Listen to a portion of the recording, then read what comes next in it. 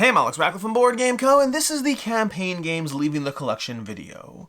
It's a little bit of a adjustment from our usual Games Leaving the Collection video, and it's also a follow-up to a video I already did where I wandered around this room with a little vloggy camera and then tried to decide which games I think should or shouldn't leave. You see, the short recap, and some of this will be repeated from if you already watched that video, but I'll try to keep it short. The very short recap is I like playing games, I like a lot of games, but I have too many campaign games. I always have too many campaign games because my eyes are always bigger than my stomach. My desire to play games is always higher than my ability to play those games as much as I would like, which is usually a problem that comes to a head when it comes to campaign games. Games that ask you to play anywhere from 10 to 50 plus games and before you're done with it, those games I often cannot give the full amount of time I'd want to, and so there are still always those that I try to and continuously try to, and then there are those that I give up on and move on from, and that's this video over here. The last video, if you want to check it out, I'll link to it down below, has me kind of going through my entire shelves collection, figuring out what I do and don't want to keep and hold on to, and this one is the summary of that, as well as additions. You see, last year when I did these campaign game video purges, I had 32 campaign games and I got rid of 10.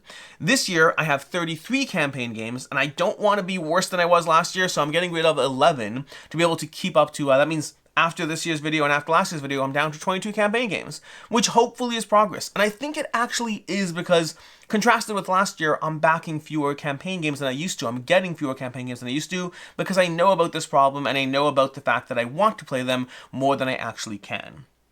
So, this video is basically going to be recapping the various games I got. Also, if you watched the vloggity style one, I only counted to 31 games. I missed 2, so I have a total of 33 campaign games in my collection that I can count. And then I'm also getting rid of 11, and I think I only counted up to 9 in the last video, so I'm adding 2 to that list, and we're getting rid of 11 different games. Here on the table, you can see a bunch of the ones we're getting rid of, and there's 2 off to the side that I'll be pulling out as I get to them. But I'm going to start by going through this in alphabetical order, of rough alphabetical order. Rough, just whatever, you'll see what I mean. Basically, if there's any version of a title I used it, I'm not worried about, was it The Elder Scrolls or was it Elder Scrolls? I'm not worried about that. But in rough alphabetical order, here are the 33 campaign games in my collection, of which I want to say I've played all but 2 of them. Like, I have played these games. These are games I play, and half the reason it's hard to get rid of them is because I know that I enjoy them. I think I've played all but 2 of them. Let's go ahead and go through these. We have 7 Citadel is going to be our first one. I've played this on. I've enjoyed it. We'll talk more about it when we get to the end part over here. We have Adventure Tactics. I've played through that. We have Agamonia. Love that one. Agamonia is going to be the first one that I'm actively more in middle of, meaning there's playing and there's I'm in the process of finishing it, so you're definitely totally safe. So Agamonia is definitely one I'm in the middle of over here. We have Arcase. Arcase is going to be the first one that I have not played. It's a recent addition and it's one I'm very excited to. It's a legacy game. We'll be diving into that.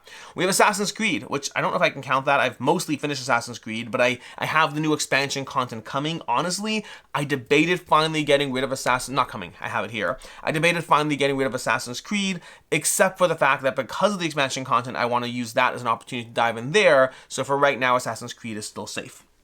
But either way, and that gives you some spoiler to the things that are not safe in this video. We have Chronicles of Drunagar, which I probably should get rid of, but I like the game too much and I refuse to for right now. We have Descent, Legends of the Dark. We have Dice Throne Adventures. We have, well, I guess 3 I haven't played. I have not played Dice Throne Adventures. I have played Dice Throne and I've played Dice Throne Missions. We have Divinity. That's the wrong hand. I'm counting the games I'm in the middle of over here. But there's 3 I haven't played. We have Divinity Original Sin. We have Earth Under Siege Flashpoint. We have Elder Scrolls Betrayal of the Second Era. We have Frosthaven, which I'm technically actively in middle, but I'm not going to... We're not actively in middle anymore. We were in middle, not actively in middle right now. We have the Icefaring Guard. We have ISS Vanguard. We have Kingdom Rush, as well as Mechs vs. Minions. That's one I sort of am actively in middle. Depends how active you count it, but I'm going to say I'm actively in middle of Mechs vs. Minions. We have Middara. We have Monster Hunter World. That's going to be the first game that I forgot. If you watched the last video, Monster Hunter World is one of 2 games that I missed when I was just counting up the various games. I also have Iceborne coming, so there's a real problem there, but I like the game, so it stays for now. We have Nova Aetas Renaissance. We have Oathsworn. We have Primal. Oathsworn I'm sort of actively in the middle of. I'll count that as well. It's been a while, but I'm going to count that there. We have Primal, which I mentioned already. Primal's another one that I'm actively in the middle of, so not a problem there. We have Resident Evil. We have Rise of Moloch, The World of Smog, Rise of Moloch. We have RuneScape Kingdoms, the second game that I forgot. When I was counting up all these games, I managed to miss 2 Steamforged games, RuneScape Kingdoms and Monster Hunter World. We have Skyrim Skyrim from Modiphius. We have Skyrim from Modiphius. We have Sleeping Gods. We have Stalker. And Sleeping Gods I'm also actively in the middle of. I don't know how fast I'll get played, but I am actively in the middle of it. We have Stalker, which I played the prototype, and I'm excited to even unbox or play this one. We have Stars of Akarios, we have Tamashi, we have Teneris Adventures, another one that I'm actively in the middle over there. We have Undaunted Stalingrad, that's going to be the third one I didn't play. So we have our case, we have Dice Stone Adventures, and Undaunted Stalingrad are the only ones I haven't played, and I have played other Undaunted games. Then we have Valor and Villainy, as well as Wild Descent. Wild Descent is one that I've definitely completed over here. Those are going to be the 33 campaign games that I have in my collection.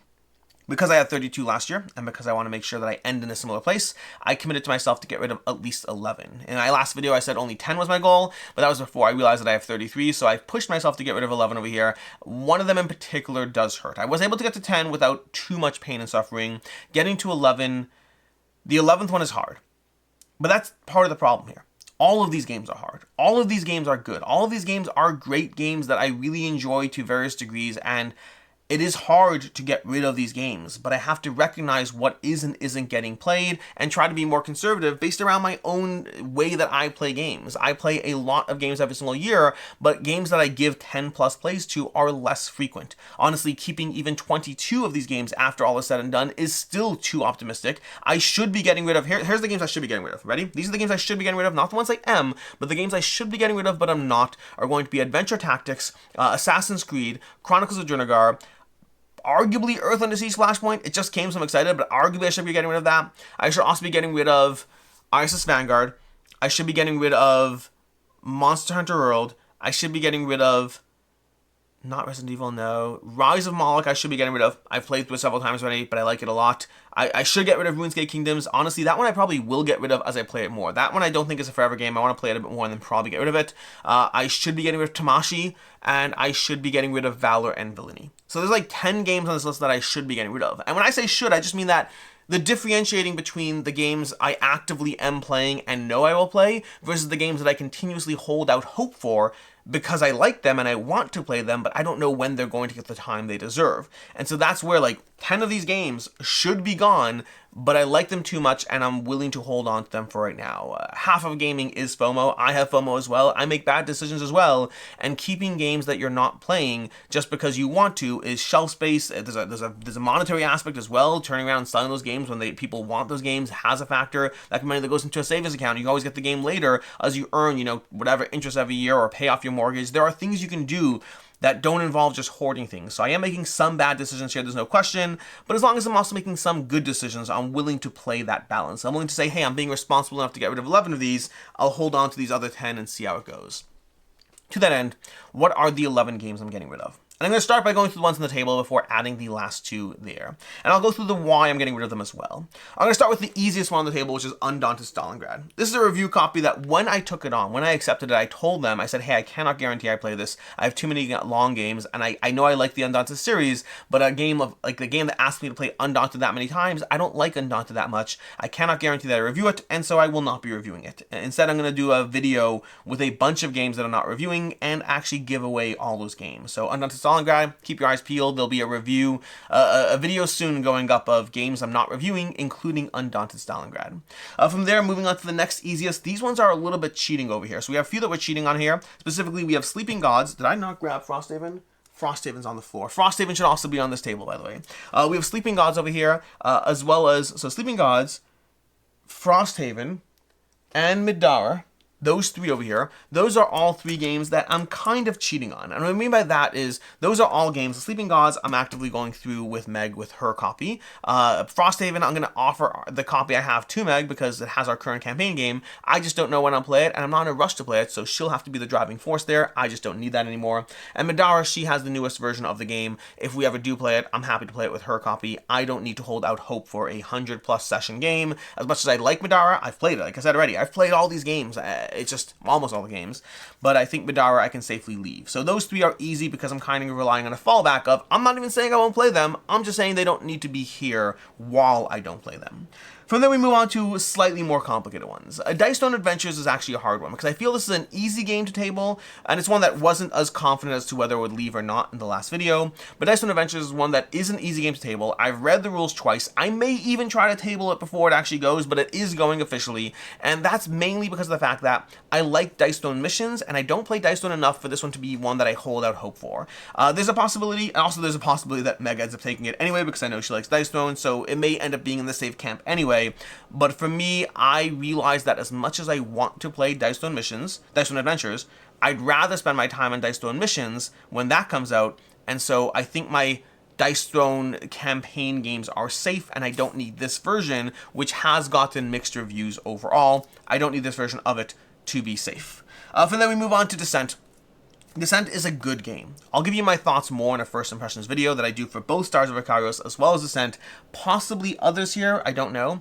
But Descent is a good game that I have enjoyed playing, but because it does rely on the app, and because I don't love games that rely on an app, it's lower down the list compared to other dungeon crawlers that I enjoy. It's not that it's a bad game, it's literally just lower down the list. That's the only issue we have with it there.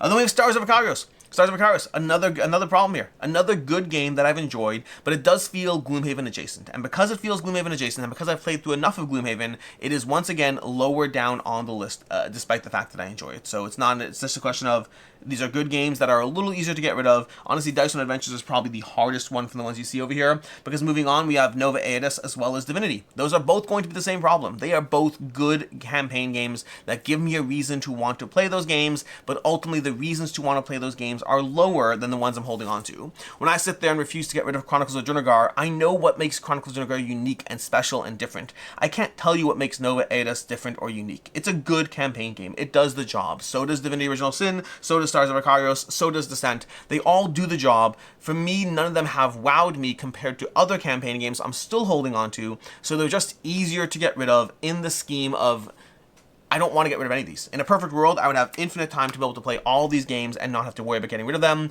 but we don't live in a perfect world. We live in a world that has lots of pain and suffering, and the games I have to get rid of are the tiniest little threshold of that pain and suffering. These are not real complaints, but they're still hard decisions to make, and so these are all going to leave. Now, the ones that I've left off, and then Frosthaven, I think I mentioned already. I already talked about Frosthaven, so we can move past that. Now, the two new ones that I added, in addition to Dice Throne Adventures, in the last video, I touched upon Dice Throne Adventures might be needed, we'll see. But to get ourselves to 11, we have two games, both of them very, very hard, but both of them recognizing when and where I play games and my reality as to my likelihood of getting this to the table. And I feel bad about both of these because especially one of them I have hyped a lot. I like the game, and I do like the game, but let's go through them one at a time. First of all, we have Elder Scrolls Skyrim.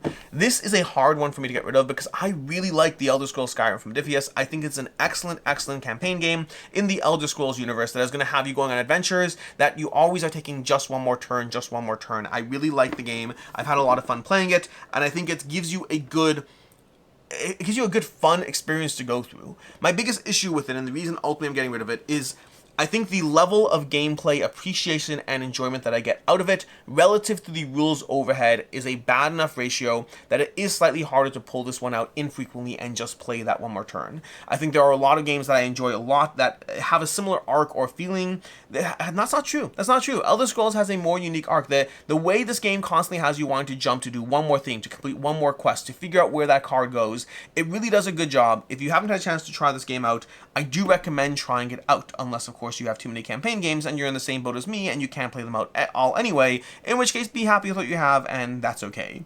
I like the Elder Scrolls Skyrim. It is excellent. This is a very, very hard one for me to get rid of. I'm just trying to be realistic. When I choose which games to keep or not, it's tricky. It is tricky. I think the Elder Scrolls is excellent. The main things here holding me back are the graphic design. I think is very video gamey and not in a way that I enjoy. And the rules are a little heavier than I would like for the actual gameplay aspect of the game. And I think the fighting was not as rewarding as I'd like. But the actual just general incentive to want to take one more turn, to do one more thing, I really like that. This is definitely a hard one for me to get rid of. Just as hard for me to get rid of, possibly harder. And it is tricky because, well, it's tricky. Is we have 7 Citadel, which ultimately is going to go. This is a big box game. It gives you a lot to do, and I do enjoy the adventures. The problem is, this is a game that asks you to sit down and play it for like 7 hours. Yes, there is a save system, I know that, but the save system is never as much fun. This is a sprawling, long afternoon game, and I think, speaking of Elder Scrolls, I think Elder Scrolls Betrayal of the Second Era, I'd rather play that than 7 Citadel. They're both amazing games, but if I'm going to spend 7 hours playing something, and granted, Elder Scrolls doesn't have to be 7 hours, but until you get a good feel for it, it is a longer slog. I prefer the more more mechanics-driven aspect of the Elder Scrolls compared to 7th Citadel, and so it's a hard one for me to decide. But again, when I think of games I'm going to complete or not, I just think 7th Citadel, the entire file, the entire nature of trying to the biggest issue this game has is when you are trying to put things away. It's basically you're trying to gather cards from a file cabinet, trying to find the right card, lay it on the board, and then clean everything up. There's a lot going on in that sense. This is a great game, though, with a good story, with a good legacy aspects, good progression. There's a lot of things going on in 7th Citadel that are incredibly rewarding. It is definitely a hard game to get rid of. This is not a negative reflection on the game at all. It's a negative reflection on my ability to play all these big box games and trying to be somewhat realistic with my own time. That's why this one hits the list. There are other games, by the way, that I think will leave from this list over here. From the list of games we have, from the 33 games, there are a few more specifically that I think are likely not staying, but I want to play them more. That's a big difference between some of these games, by the way, because like 7th Citadel I've played enough that I feel I've explored it more. Versus something like, the RuneScape Kingdoms is almost certainly going to go, but I still want to explore it more. Assassin's Creed, I think I might play through the expansion campaign and then get rid of it. I think I've played Assassin's Creed enough that I've enjoyed it enough. I like it, but it might be gone at some point. Similarly, Tenaris Adventures. When I finish my campaign, I might get rid of Tenaris Adventures. Because you can't play everything. You can't keep everything. So there is a certain mental gymnastics of saying, you know what, I've given this game enough time, I've seen what it has to offer, I've appreciated what it has to offer, and now it's time to move on to something else in the world. There is that aspect. And a lot of these games, some games, I will hold on to for much longer times. Games like Wild Descent, games like Primal, I don't care how much I play them, I think they're pretty safe. But something like Agamonia, when I finish Agamonia, is it safe, or do I feel like, is it still in my collection, or do I feel like I've seen enough and it's time to move on? I think the latter, with the possible exception for expansions. So every game is going to be different as far as how it fits into your collection. Every game is different as far as how much you need to play to see how much you enjoy it, whether you need to complete it, do you keep it after you complete it, do you keep it for future expansion content? Every game is going to have different math effectively. Something like World of Moloch, Rise of Smog, which should go. I've enjoyed that game so much, and it has so much character that I think it might be safe forever, even when it arguably shouldn't be. This is a hobby that is born of passion, and like anything born out of passion, there's going to be some degree of rational decision behind it, and some degree of just ignoring all that because you love the thing. I love this hobby. I like games too much. My eyes are bigger than my stomach. My desire to play is always higher than my ability to find that time to play. And make no mistake, I play a lot of games.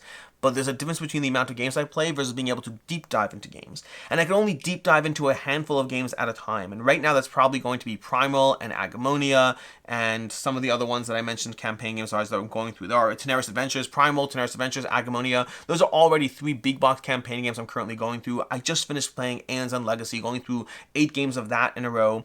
There will always be time for other games, and there'll always be time to commit to games. But choosing what occupies your time at any given point, what occupies your collection and shelf space and all of that, they're hard decisions to make.